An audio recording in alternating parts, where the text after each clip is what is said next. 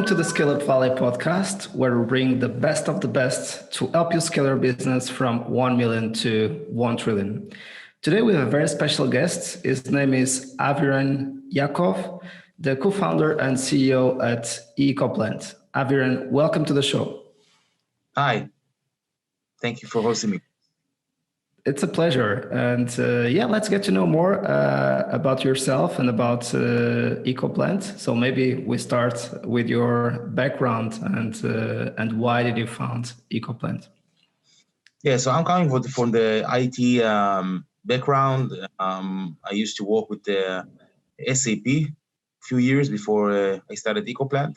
And I'm aware of, business challenges, daily challenges. I used to do projects and millions of dollars of SaaS implementation software in factories, and in general in businesses. And back in 2016, we saw the problem with compressed air systems in factories. So I just started from this one. I have MBA, and also our degree in the communication and media, and also analyze of information systems. Got it. So, and what did you make start? What happened to start EcoPlant? So, and what is EcoPlant? So we're developing a software to control and minimize the energy consumption of compressed air systems in factories, which according to the US Department of Energy is cost hundreds of thousands of dollars waste every year for factories. It's a result of lack of optimization of these systems, leaks, blockages in the pipes, poorly maintenance, treatments, overcapacity, redundancy, many problems that you have in compressor systems. And what we do, we actually develop a software. It's just a software that's connected to these air compressors. We pull out hundreds of signals from the compressors, pressure, flow, kilowatts, everything from the compressors, also from pipeline sensors. We aggregate all this data to the cloud and dynamically control the compressors. We will give a detail about what it means dynamically, but mainly we raised $8 million so far for this software. And got it. Well done. So, and what is the size of the team at this stage at EcoPlant? Currently, we are 15 people, and we are growing every day. Sounds amazing. So we always discuss on the show 3 critical ingredients to scale, and we invite you to co-create them with us. So number 1 is radical focus. Number 2 is world-class team / leadership. And number 3, a culture of execution. So starting with number 1, radical focus. So it's really easy to get distracted and to go to any opportunity that comes on our way, especially in the early stages of a company. I agree. It is also complex to stay loyal to a certain sector, geography, or size of company, depending on our business model and on the company, of course. And in your case, I think that you very early on decided to move to the US. Originally, you are from Israel. So if you could let us know a little bit more, some of your insights and some of your lessons about assuring that you have radical focus and you go step by step scaling the company. Yeah, so I fully agree. The focus is something that's very, very important to the growth of the company. It's related to everything, right? Because first, to be focused on your product, who are your customers, your users, your business case. So in our case, we were actually very focused from the beginning on compressor systems. My father used to manage these systems and maintain, and he managed a few companies in the industry. So we knew that there is a specific problem in this industry. We just woke up one day and said, let's do optimization to air compressors. I really believe that you need someone that will be an expert in the field. So we partnered 3 co-founders, each one of them, on other field, but being focused on air compressors was the first number one for us, to be focused on the product. And number 2 focus is, of course, the market. We could do many things, and I can say that at the beginning, so we did both implementations in Israel, but also in Europe. So we installed the system in Italy and Germany and the UK and Georgia, many places in Europe. But then when we thought, where is going to be our focus for the next few years, we understand that we want to do something first in English, because it's easy for us, to develop something in English. So we went to the UK, and then it was like a choice between the UK and the US. We had a very big opportunity in the US for our development for the product. So we partnered with a huge company named EcoLab, and from there, the focus was very, very clear to us, to be in the US. Got it. This is a very good point, the way you defined your segmentation and your priorities. I would say that prioritization is something that seems pretty obvious, but very few leaders are able to really prioritize, because it means that you are leaving something behind, right? Or out of the equation. And especially in a moment where you don't know how you will raise the next round or acquire the next customers, letting something outside is very counterintuitive. It seems that you are excluding some of or decreasing your probabilities of success, right? And it's exactly the opposite. So you are specializing yourself, you are bringing your attention to a specific segment and trying to be world-class on that segment, on that niche. And that's the way you can compete with other players and differentiate yourselves.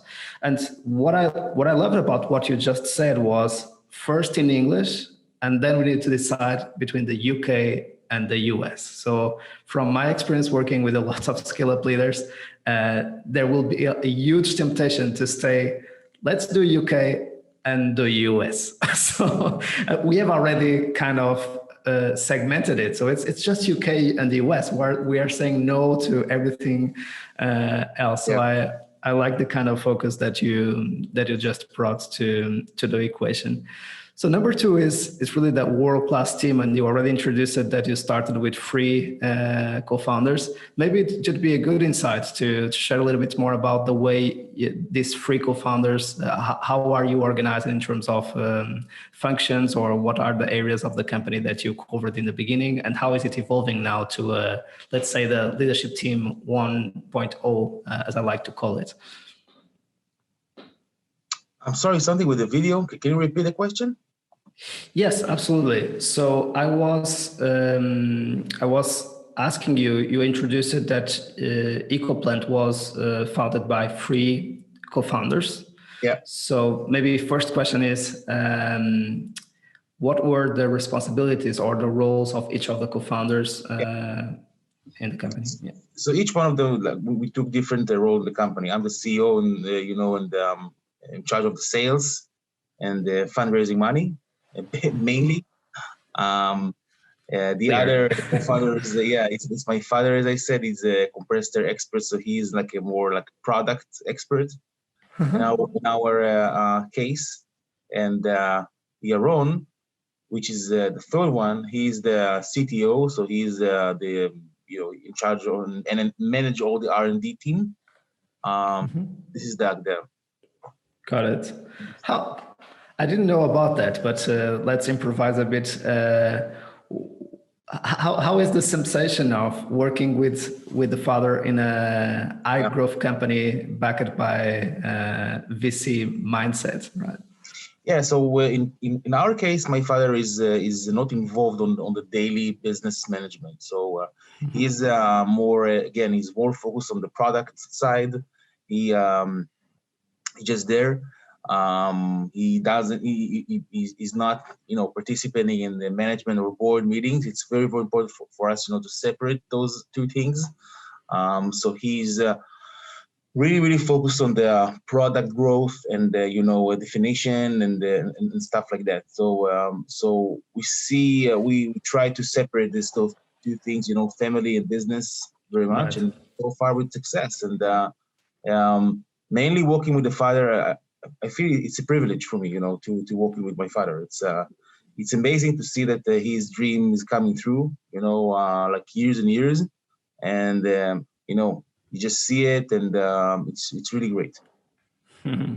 Got it. And by the way, in terms of geographies, you are based in Chicago in the US, and Yep. Your other two co-founders are in Israel, or some of them are with you No, in the US? they're both in Israel. All the team now is in Israel.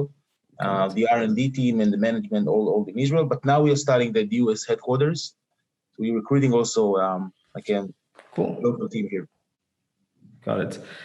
And so any advice for other founders who need to go to the target market and go alone and still get in touch with the team at their own country or the domestic market where they started the company? And I like much more the grit, right, and the emotional resilience to go through those decisions and even better through the execution, making it happen, right?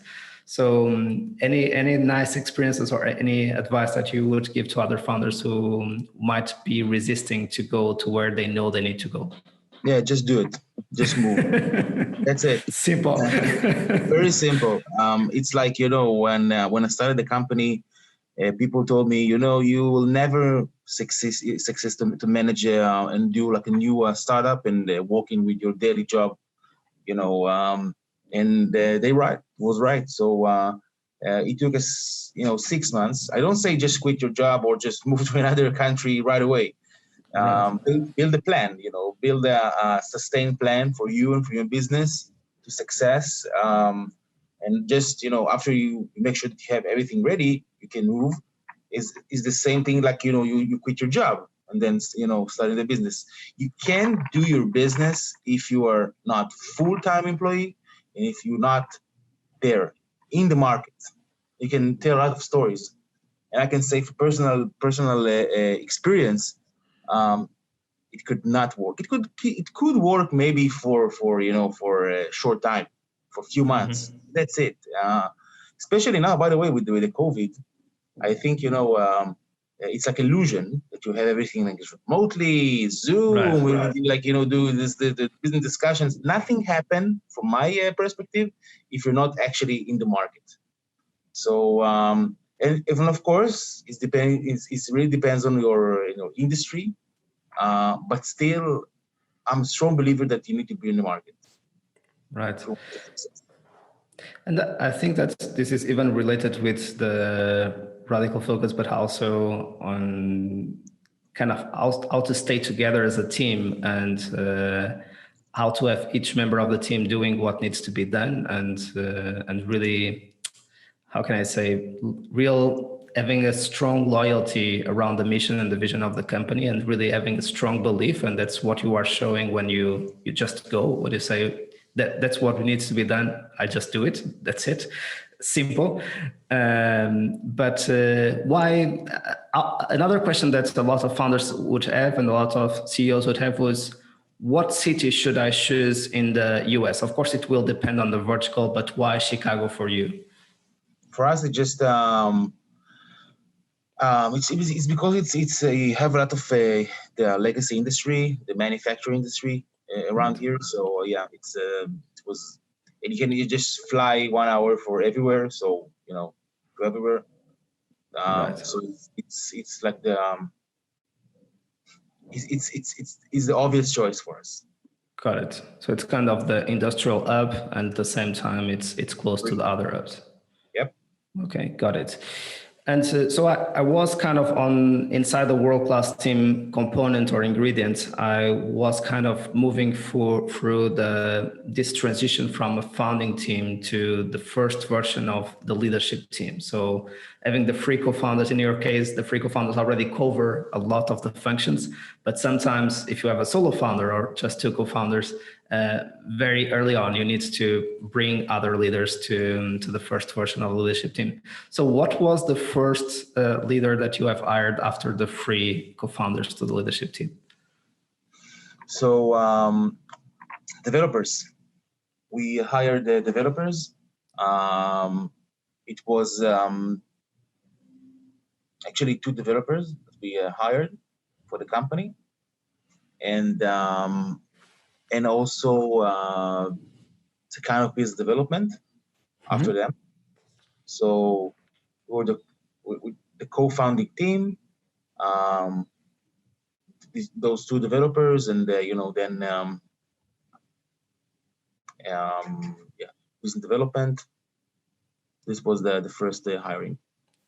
Got it. And in terms of the leadership layer, so do you have did you hire VP sales, VP marketing, VP product, or anything like that, or? Yeah, it's we always had, my father was a expert of the product, so you don't need it, product. Right? Yeah, but still now, a few months ago, so we decided we need a VP of product because it's different now. You need someone that has also the perspective of software. He's the expert of the product he's a product expert, but not the product, not a software product. Now we are recruiting. We recruited like a product that would be actually an expert of developing the software. Got it. This is very interesting. And when we were preparing this conversation for this episode of the podcast, I think there was a study from Index or Axel in the UK where they observed that the European companies hire the VP of product too late compared to the US competitors or to the US players. And it's great to see that you are starting with the VP product instead of the VP sales or VP market, which are typically the first moves of these kind of companies. So why the VP? Why did you decide to start with the VP product? Again, because we need someone that will be owners of the product. Right. Simple. And do you think that this will create more impact than, for instance, VP sales at this stage of the company? I think, mainly the people that know how to sell the product the best is the people that are already in the company. To recruit someone that will start selling, it takes like I'm originally I'm coming from the sales industry, so I know that it takes between 6 to 12 months to recruit someone that will be very, very good on sales on your product. So I think in the beginning for us and for us right now the urgency of bringing a VP of product is it's higher than sales because you want to make sure that you're doing the right roadmap. We don't see like a problem or it's like a bottleneck with the sales. It's like more creating the right product first. Right. You know what I mean? Yeah. Got it. This is interesting. What you are just saying is also in the 160 plus episodes that we had on the show, if there is one lesson that every CEO has learned from hiring the VP sales is the timing and of course the profile of that VP sales. And it is better first to be able to sell yourself and to see some repetition and predictability than to make others like account executives and SDRs make the process work as well before hiring VP sales, right? And because that VP sales sometimes needs to already have a machine in place. And if that VP sales is too senior, maybe that is not the profile that will build a revenue machine. So that machine needs already to be built. That person will just scale the machine and multiply the repeatability that you already have in the sales process, right? So I think that's kind of the summary and why the VP sales is sometimes even more important than the profile. It's the timing and when. Right? I agree. Cool. Number 3 is the culture of execution, and I would say 2 components. Culture is super critical, but also the rhythms of communication also build the company and make things happen. And I think just this move that you made to the US shows a little bit the values of the company and what you want to see on other people in the company. So how are you able to assure that everyone is on the same page, having the majority of the team at this stage in Israel and having the CEO in Chicago? Yeah, so first, our CFO became to be trying to be the site manager in Israel. So he's the management level, and of course he's being on daily basis with the team. So he's more involved now there. We do like weekly calls, all the company. Like we have like Thursday tradition. Mm-hmm. So we do it every Thursday. And with now with the COVID, I think again, it's like many people have worked remotely. So this thing, by the way, it's a plus because you asked about like moving to another country and being more close to the market. I think today you can just have your team everywhere, right? And you can talk virtually. Right. So it's kind of the same. The only gap or the only challenge that you have there is also the time zone difference, right? Yeah. Which is better than being in the Pacific time zone, but still kind of 7 hours. The Pacific time zone? You mean like West Coast? So yes, I mean, if you were in the West Coast, that would be even more challenging for you to communicate with Israel. For sure. That's what I mean. West Coast is 10 hours from Israel. Exactly. So I believe that it's 8 hours in Chicago of difference. Yeah. Correct. Yeah. So. Okay, so which means that, and the question was that, and so usually you dedicate your mornings to stay in touch with the team, correct? Yep. Okay. Actually, it's now crazy because I have like every morning, when I was in Israel, so actually my days would stretch up to the evenings, right? Because I had like many calls and. It's like 9 or 10 or 11 p.m. in Israel because you work with Chicago with the Midwest. Right. It's now it's the opposite. Like I'm just starting my day in 6 a.m. 6:30, but I'm finished also in around 4 or 5. That's it, which is great. I have 2 kids. It's a great to be with them at least like 1 hour, 2 hours in a day. So. Wow, that gives it even more, let's say, hats off to you being able to make all these moves with the family as well. So well done. Okay, so we are getting to the end of the show, but maybe I would like also to remind our audience that this is a special episode of the Breakthrough Engineering season in partnership with IMI Hydronic Engineering. And so how has been your main persona, your main customer is also enterprises, right? So how has been your experience working with enterprises? What are the main lessons for other leaders that want to engage better with enterprise customers? I think today, in 2020, we are in a world that it's you have many ways to reach out to enterprises, for small startups and younger entrepreneurs. I think that there are many ways to do it. You don't need to just starting to do phone calls to enterprises and try to find the right person. So you have, of course, LinkedIn and other, tools.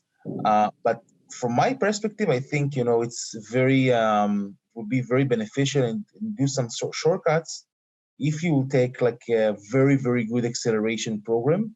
But you need to pick up, because there are a lot out of acceleration programs. I suggest to choose the top 5. So, for example, we chose Techstars, which is it's amazing program. There are specifically on our case. So we chose first the program before it Techstars. The reason for us to choose is first the team of the team of the program. So it was Farm to Fork. It's the food and beverage industry in Minnesota. So number 1, industry. Number 2, market. Number 3, the partners. So there are 2 huge enterprises that partner with Techstars Minnesota. It's EcoLab and Cargill. Both of them are really, really connected to what we do. So Cargill, it's the biggest private company in the States. They have 1,500 factories. So for us, it's huge. And EcoLab, actually, we share the same vision with EcoLab, which is amazing. They also like to reduce carbon, footprint, CO2, energy consumption, and they, help factories to maintain better the equipment and optimize it. So they are both partners and the customers, and of course investors. That's amazing, and even in the names there is a relationship, EcoPlant and EcoLab. So it seems that it's part of the same group. Here, you see EcoLab. Yeah, exactly. It's great. And what I wanted to say that if you want to engage with corporate, so EcoLab, Techstars, for them, it's their way to invest in technologies, to be exposed to technologies, to talk with the entrepreneurs and try to explore maybe pilots or other stuff. So I think, going to a very good acceleration program, and I can highly recommend of Techstars, which is one of the best programs, that partnering with the corporates. So just choose your program, because there are like 50, 60 programs that running on the same time globally. There are also other programs. We participated in other program of IBM, which is help us to connect to the corporate on the technology level. It helped us also a lot in the beginning of the way. So yeah, I think partnering through programs. Sometimes also, you have companies that has like chief of innovation, so you can try to reach out to him also. In our case, so we created the relationships with the companies such as Danone and Nestle. Again, it's we started from the innovation. Both of them started from the innovation. From innovation, that's a good insight, especially because those guys might be able to translate and ensure that you navigate correctly and effectively and point you to the right stakeholders in the corporate, and helping you to save a lot of time in the process. They also have the incentive to be able to prove that they are able to create innovation or to foster collaboration. So it's also on their own interest to be able to connect corporate leaders with scale-up leaders. But anyway, sometimes when you don't have that lack of having that translator, sometimes it's difficult because the corporate might not understand that you are in the journey that needs to be scalable. So you can't have the luxury to develop something just for them. If not, you will become a services company. Do you think that when that happens, should a leader try to educate or explain to the corporate what is happening, or you should only assume that this might not be the right partner and move on? I think it is one of the biggest problems that the startups has. They find themselves as a product company, but in the end, they find themselves working with 1 or 2 customers that they just provide services around the product and just customize the product so much It will be actually for the corporate. So I can say that we are really try here to, in one way to find more customers and not depending on just one corporate. We also said no. We also said no to customers. For example, so we had a customer from the chemical industry, and they are really want our software. They have like 50 huge factories globally, but the problem that they want on-premise solution. So our cloud-based solution sounds great, but they want it locally. Right. So for us, and they was willing to pay everything like from first day without pilot, just come. But the problem is that you're doing something specifically for them that on-premise, it's something that it's not in your roadmap. You need to develop so many things and get all your resources in your small company. You don't have like unlimited resources. It's put you on a defocus. And I think, sometimes say no, it's better than say yes to customer. Absolutely. So having the courage to say no. And sometimes we might be even surprised, right? The customer will respect us even more and will come back to us. Yeah.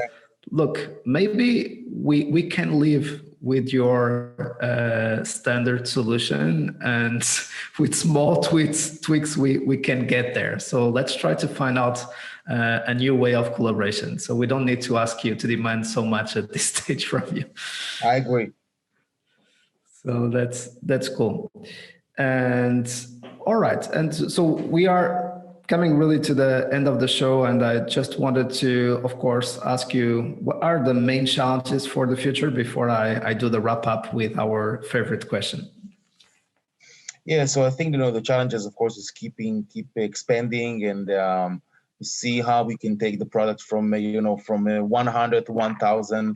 There are many questions, how to do it. It's product questions, it's team questions. It's like always, you have like growing pains, you know what I mean? Like, but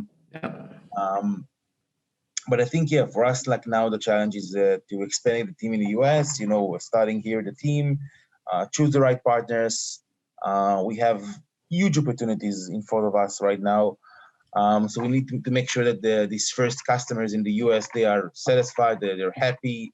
We created like case studies and references for other customers, and then keep growing the company and expanding both on the corporate and on the site level. Got it. Sounds good. And so, if you would have the opportunity to meet your younger Aviran at the beginning of the company, what advice would you offer to your younger self? Move to the States earlier. Love it. So clear, simple. Aviran, it was really a pleasure to have you on the show. Thanks so much for making the time and keep scaling. Thank you very much. So, and to our community, thanks for being on that side. We keep bringing you the best of the best so you can learn from their experiences and keep scaling your business from 1 million to 1 trillion. This is a special episode in partnership with IMI Hydronic Engineering. See you soon and keep scaling.